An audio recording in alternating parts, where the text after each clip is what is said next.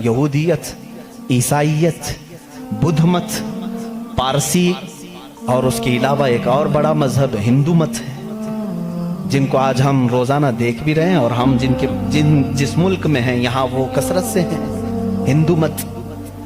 ان تمام مذاہب سے میں آج ثابت کروں گا کہ ان سب کی کتابوں میں میرے نبی کا ذکر آیا ہے، جس کے متعلق یہ خود آج تک پڑھ نہیں پاتے، یا پڑھ کر کے جان بوجھ کے چھپا لیتے ہیں۔ اگر تھوڑا بہت شدھ بدھ رکھتا ہو کوئی بھی یہودی یا عیسائی یا ہندو یا پارسی یا بدھ، میں اس کو دعوت سخن دوں گا کہ جا کر پھر سے ویریفیکیشن کر لینا میری باتوں کو، آیا ہماری کتابوں میں یہ باتیں ہیں، اور اگر ہیں تو ہمارے پنڈتوں نے چھپایا کیوں ہے، اور اگر ہیں تو ہمیں کیا کرنا چاہیے۔ میں شروع سے چلتا ہوں۔ یہودی جو مذہب ہے، نام جو ہے آپ یہودی سنتے ہیں، یہ دراصل حضرت یعقوب علیہ السلام کے 12 بیٹے تھے، ان میں سے بڑے بیٹے کا نام یہودا تھا۔ یعقوب علیہ السلام نبی ہیں اللہ کے، جن کا نام عبرانی زبان میں اسرائیل ہے، اسرائیل۔ ان کے بیٹوں کو بنی اسرائیل کہتے ہیں، وہ 12 بیٹے تھے یعقوب علیہ السلام کے، انہی میں سے ایک بڑے بیٹے یہودا تھے، یا بیچ میں کوئی ایک بیٹے کا نام یہودا تھا۔ اسی نام سے جو بھی بنی اسرائیل ہوتا اسے یہودی کہا جانے لگا۔ یہودی ایک قوم کا نام ہو گیا، وہ اب اس کو انگلش میں جیوز کہتے ہیں آج، جیوز۔ یہ دنیا کی شریر قوم ہے، بڑی شریر قوم۔ پہلے یہ لوگوں نے نبیوں کا قتل کیا ہے۔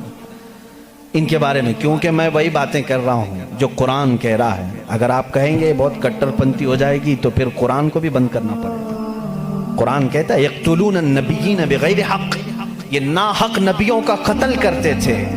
جب قرآن ان کی باتیں بیان کر رہا ہے تو میں کیوں نہ بیان کروں؟ یہ شریر قوم تھے، حق بات کو کبھی تسلیم نہیں کرتے تھے۔ بہرحال زکریہ علیہ السلام کے قاتل یہ ہیں، یحییٰ علیہ السلام کے قاتل یہ ہیں، اور عیسیٰ علیہ السلام کو سولی پر چڑھانے کے سارے بندوبست انہی نے کیا۔ یہ بات مجھ سے نہیں، عیسائیوں سے جا کے پوچھ لو، ان سے پوچھنا جیزس کو کون سولی پر چڑھایا تھا، جبکہ ہمارا عقیدہ ہے کہ عیسیٰ علیہ السلام کو سولی نہیں دی گئی۔ ہمارا عقیدہ ہے، قرآن سے ثابت ہے، اس پر میں بعد میں گفتگو کرتا ہوں۔ لیکن یہ یہودی قوم بڑی پرانی ہے، یعقوب علیہ السلام سے چل رہی ہے، ٹھیک ہے، کافی پرانی۔ یہ مانتے کس کتاب کو؟ کسی بھی دین کو، کسی بھی مذہب سے ہم کو اگر بات کرنا ہے تو اس کی جو مقدس کتاب ہے اسی سے بات کرنا۔ میں بھی انہی سے بات کروں گا، ہوائی فائرنگ نہیں۔ جو مقدس کتاب تمہارے نزدیک ہے اسی کی باتیں اگر میں رکھتا ہوں۔ یہاں محفل میں اتنا وقت نہیں ہوتا، تھوڑی تھوڑی جھلکیاں میں دے کر کے جاؤں گا تاکہ جو ریسرچ اسکالر ہیں وہ اس کو آگے بڑھائیں اور پھر اپنی تحقیق سے لوگوں کے سامنے یہ باتوں کو لائیں۔ یہودی قوم جس کتاب کو مقدس مانتی ہے وہ تورات ہے، جو موسیٰ علیہ السلام پر نازل ہوئی، اور زبور ہے جو حضرت داؤد علیہ السلام پر نازل ہوئی۔ ان کتابوں کے مجموعے کو آج انگلش میں اولڈ ٹیسٹمنٹ کہا جاتا ہے۔ یہ کتابیں مارکیٹ میں دستیاب ہیں، ان کو کیا کہتے ہیں؟ Old testament. تقریباً اس کتاب میں جو الگ الگ چھوٹی چھوٹی کتابوں کو ملایا گیا ہے 73 کتابوں کا مجموعہ ہے اولڈ ٹیسٹمنٹ۔ جیسے قرآن میں 30 پارے ہیں نا، پہلا پارہ، دوسرا پارہ، تیسرا پارہ، اس طرح سے اس میں پارے سمجھ لیں یا الگ الگ ٹاپکس۔ یہ کتنے ہیں؟ 73 ہیں۔ اس میں بھی ان کا بڑا اختلاف ہے، میں سارے اختلافات نہیں بتا سکتا آج، لیکن قرآن میں سب کا اتفاق ہے، چاہے وہ شیعہ ہو، دیوبندی ہو، وہابی ہو، اہل حدیث ہو، کوئی بھی ہو۔ جو عقیدہ ہم رکھتے ہیں اہل سنت و جماعت کے قرآن کے 30 پارے ہیں، سب کا اس بات پر اتفاق ہے۔ لیکن اولڈ ٹیسٹمنٹ پر سب کا اتفاق نہیں، ان میں سے کچھ مذہب 73 مانتے ہیں، کچھ 66 مانتے ہیں، 66 مانتے ہیں، کچھ لوگ 27 مانتے ہیں۔ بہرحال اولڈ ٹیسٹمنٹ میں ایک باب ہے جس کو استثناء کہتے ہیں، ایک پارے کا نام ہے، ایک کتاب کا، ایک جز کا، جس کو ڈیوٹرونومی انگلش میں کہتے ہیں۔ اس میں ایک آیت آئی ہے، آیت ظاہر سی بات ہے اللہ کی ہے، آیت اللہ کی ہے اور موسیٰ علیہ السلام پر نازل ہو رہی ہے۔ اللہ تعالیٰ فرما رہا ہے اے موسیٰ میں تمہارے بعد تمہارے بھائیوں میں، بھائیوں سے مراد نبیوں میں، ایک ایسا نبی بھیجوں گا جو تمہاری ہی طرح سے ہوگا، تمہاری ہی طرح سے ہوگا، لیکن میں اس کے منہ میں اپنی زبان رکھ دوں گا۔ اور دوسری آیت آتی ہے کہ وہ فاران کی چوٹیوں سے چمکے گا۔ یہ فاران کیا ہے؟ یہ فاران کی چوٹیاں کہتے ہیں مکہ مکرمہ میں جو اب پہاڑ ہے، جبل کعبہ جو خانہ کعبہ کے قریب، انہوں نے اس کو سب ختم کر دیا، آج وہاں پر بادشاہوں کے محلات بنے ہوئے ہیں۔ وہاں فاران کی چوٹیاں کہا جاتا تھا کہ وہ مکہ کا ایک پہاڑ ہے، اور مقدس کتاب اولڈ ٹیسٹمنٹ میں کہا جا رہا ہے کہ وہ چمکے گا کہاں سے؟ فاران کی چوٹیوں سے۔ اب میں اس کی طرف آتا ہوں۔ بیچارے عیسائی کہنے لگے کہ یہ جو بشارت آئی ہے موسیٰ علیہ السلام کو، اس سے مراد ہمارے نبی عیسیٰ علیہ السلام ہیں۔ یہ منہ میاں مٹھو بنتے ہیں۔ اس طور پر اللہ نے کیا فرمایا؟ اے موسیٰ میں تمہاری ہی طرح ایک رسول بھیجوں گا۔ تمہاری ہی طرح سے مراد کیا ہے؟ عیسیٰ علیہ السلام موسیٰ علیہ السلام کی طرح بالکل نہیں تھے، کیونکہ موسیٰ علیہ السلام کی ماں بھی تھے، باپ بھی تھے۔ عیسیٰ علیہ السلام کی صرف ماں ہے اور باپ نہیں ہے۔